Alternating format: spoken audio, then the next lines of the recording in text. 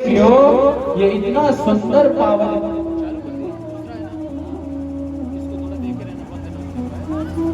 हे ऋषियों, इतना सुंदर पावन इतिहास है, इसके सुनने से भी पापों का शोधन हो जाता है। इसलिए आप सभी बड़े प्रेम से इस कथा को सुनेंगे।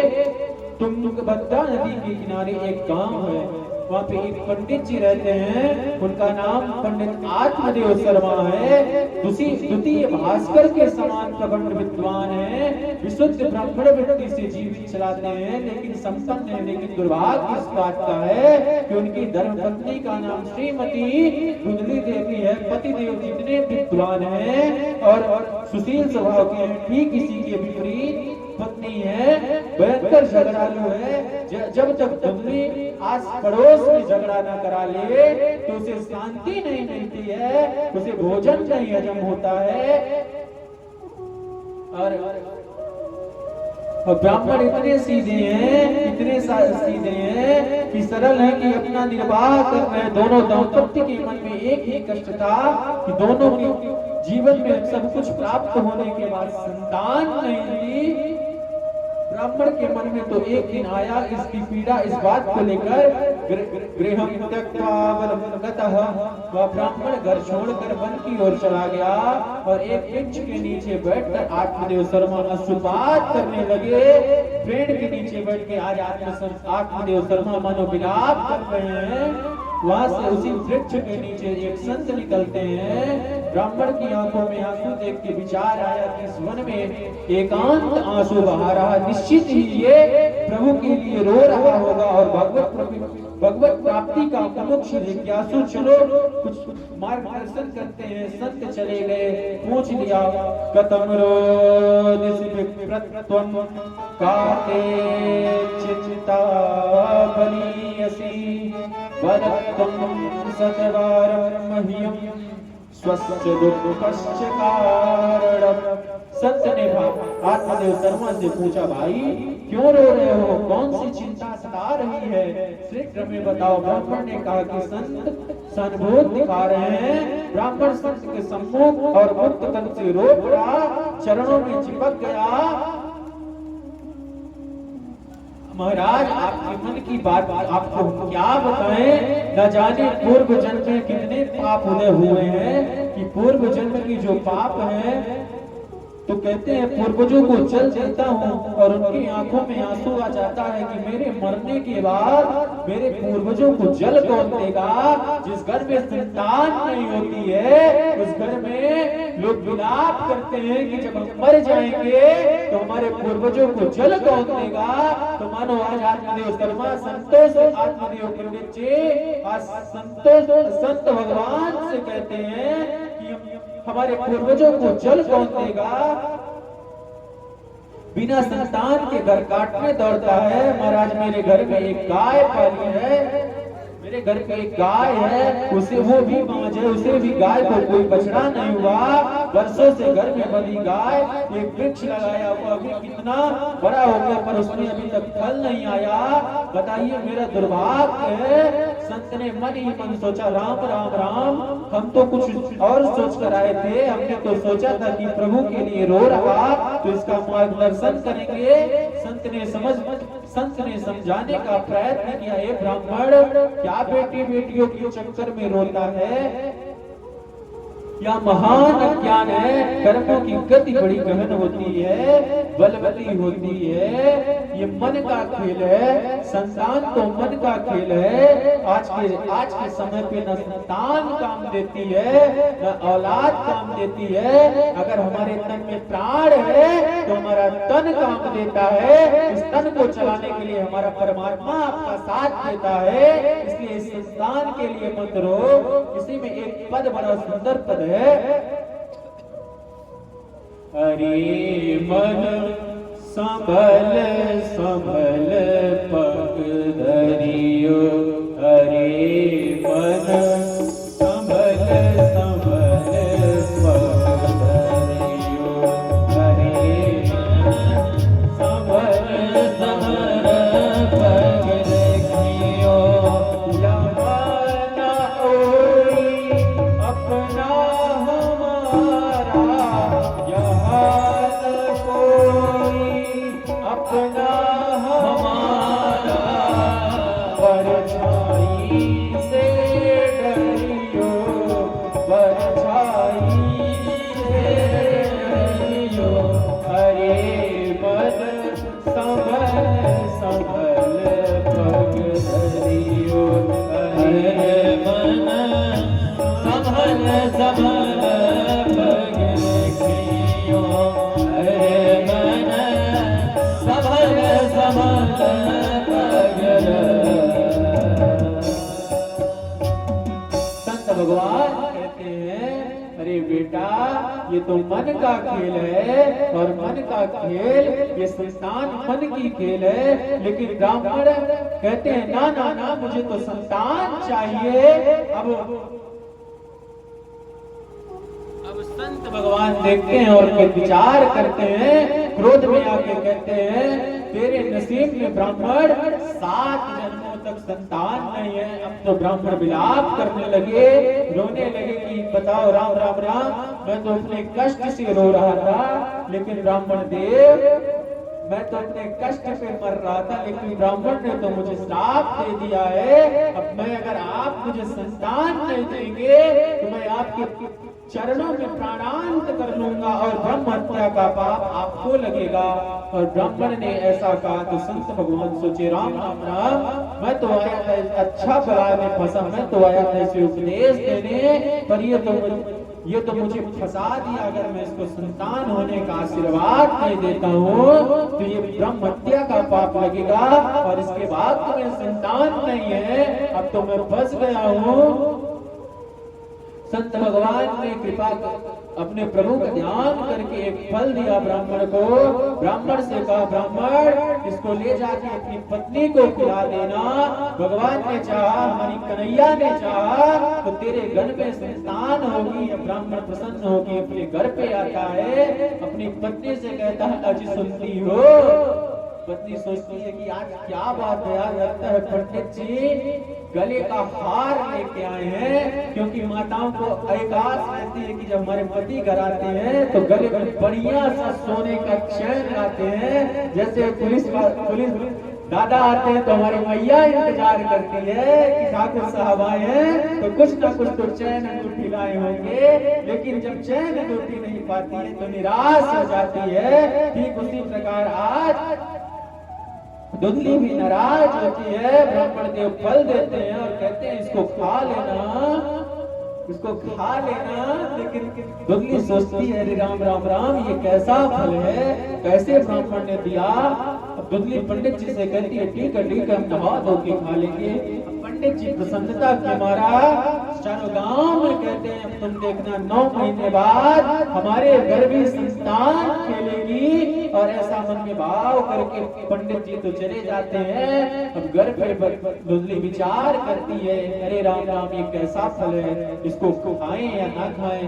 अगर हम खाएंगे तो कहीं हमारे पेट में संतान आ जाएगी, तो अगर हमारे घर पे आग लग गई तो हम भाग नहीं पाएंगे।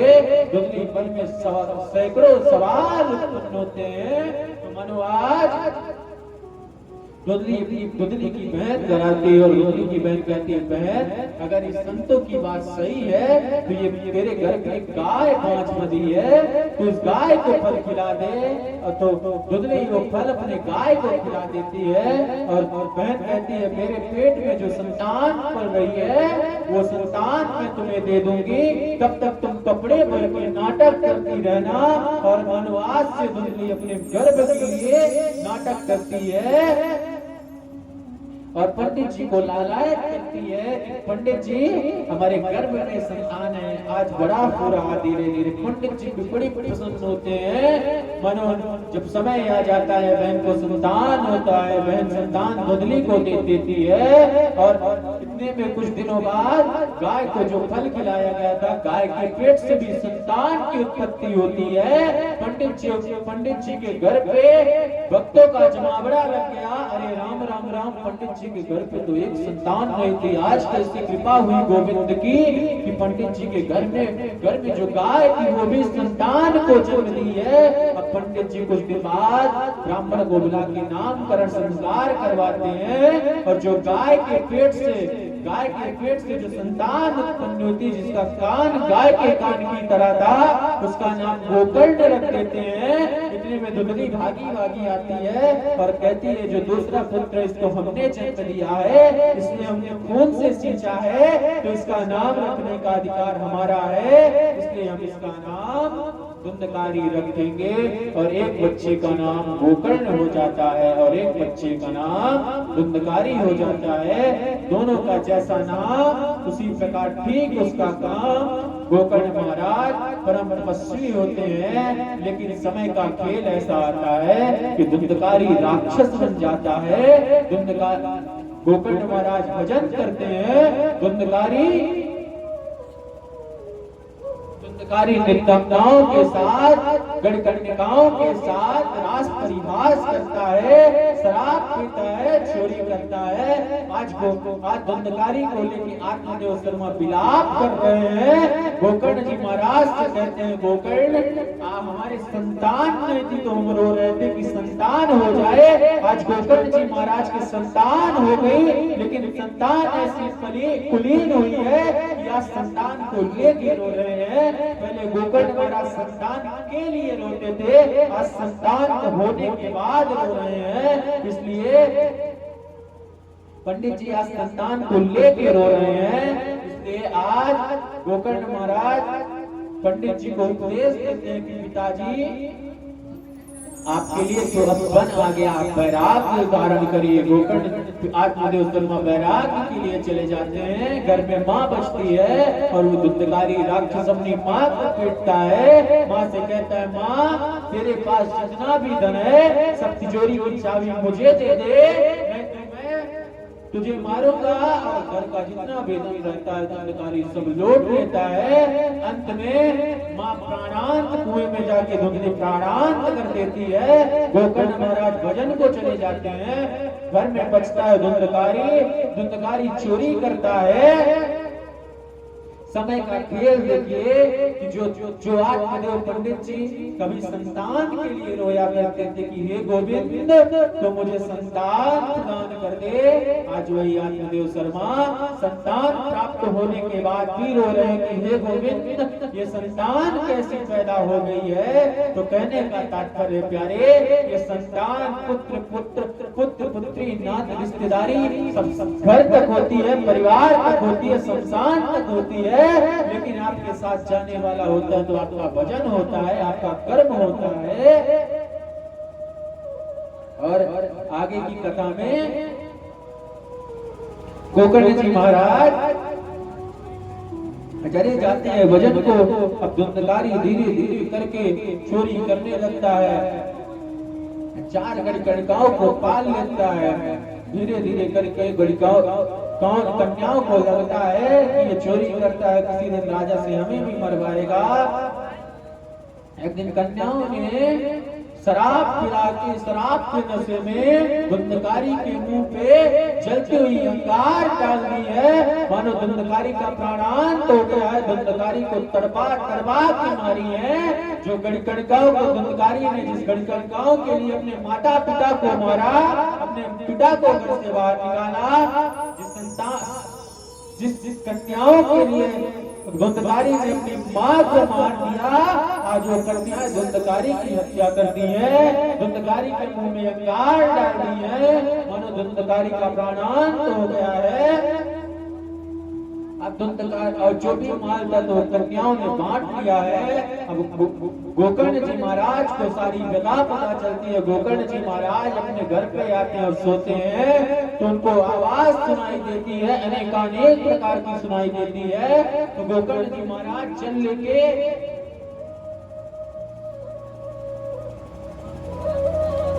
जल लेके छिड़कते हैं और पूछते हैं कौन हो। तो कहता है कि हे भैया मैं धुंधकारी हूँ और मैं प्रेत बन गया हूँ। और मैं ऐसा प्रेत नहीं, मैं तो सबसे बड़ा वाला प्रेत हूँ।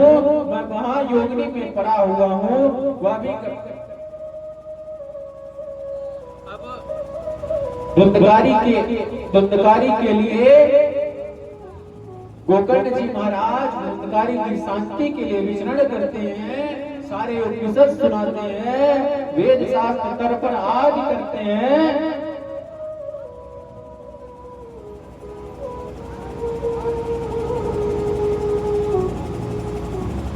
और आगे चल के भाई के कल्याण के लिए गोकर्ण जी महाराज भाई के कल्याण के लिए एक साथ बांस में धुंधकारी को बैठा के जन समुदाय के बीच श्री गोकर्ण जी महाराज ने व्यासपीठ में विराजमान होकर कथा प्रारंभ कर दी। जैसे ही प्रथम दिन की कथा संपन्न हुई, एक बांस टूट गया, 7 बन करके 7 बांस चटक गए। अंत में एक सुंदर सा रथ आया और रथ आके धुंधकारी को ले गया, धुंधकारी का कल्याण हो गया। धन्य भागवती वार्ता प्रेत पीड़ा विनाशिनी सप्ताहोत्था दाता कृष्ण लोक फलप्रदाय भागवत प्रेत से भी मुक्ति दिला देती है। और दूसरी बार जब कथा होती है तो धुंधकारी के साथ जिन्होंने कथा सुनी थी उन सब का कल्याण हो जाता है। तो कहने का मतलब है आनंद हरिद्वार के आनंद से अलौकिक संकीर्तन प्रारंभ होता है। निकुंज में विराजे घनश्याम राधे राधे।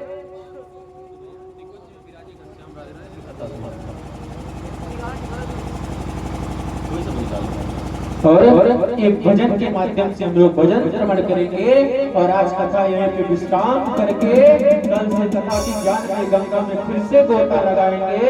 कथा का समय शाम 5 बजे से रहेगा। शाम 5 बजे से हरि इच्छा तक कथा चलेगी। हमारी सभी माताओं से यात्रा है, ग्रामवासियों से यात्रा है कि आप सभी कथा में आके अपने जीवन को कृतार्थ करें। हरे कृष्णा राधे राधे। आइए हम सभी आरती करते हैं, भजन करेंगे, उसके बाद आरती करेंगे। हरे कृष्ण। वो तेरे रंग में रंगा हर जमाना मिले, वो तेरे रंग में रंगा हर जमाना मिले। मैं जहां भी